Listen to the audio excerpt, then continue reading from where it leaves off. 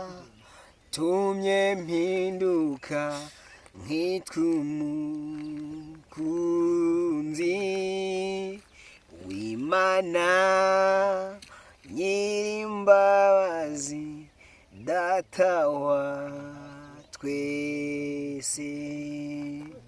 Nuko hari uwiyambuye ubwiza bwose, yambara umuvumo wose ku bubi bwanjye. Yankunze nabibereye, nari uwo gupfa, niwe wamuje n'Imana, ubu ndashima. Ni Yesu zina riryoshye, niwe nzirata. Ni Yesu zina riryoshye, niwe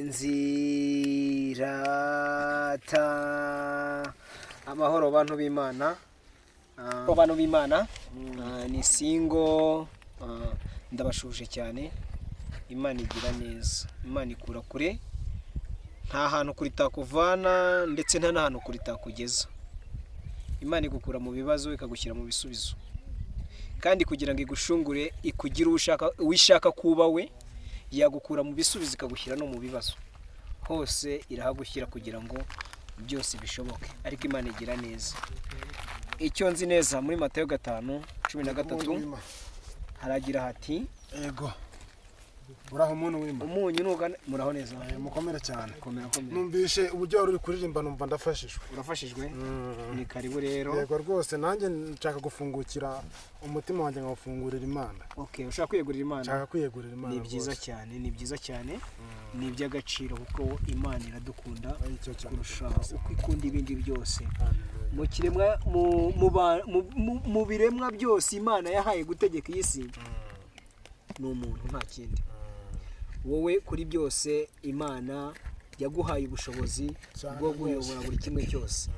Rero muntu w'Imana, Imana iragukunda cyane, nawe waba warakoze ibyaha bingana bite, Imana nanjye ndanabibona.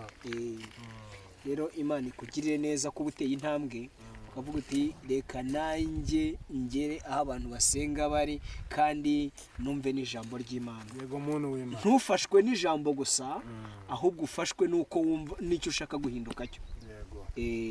Imana iradukunda kandi iteka idukangurira kuba abantu bayo no gukora ibyo kubaha ijambo ryayo. Yego.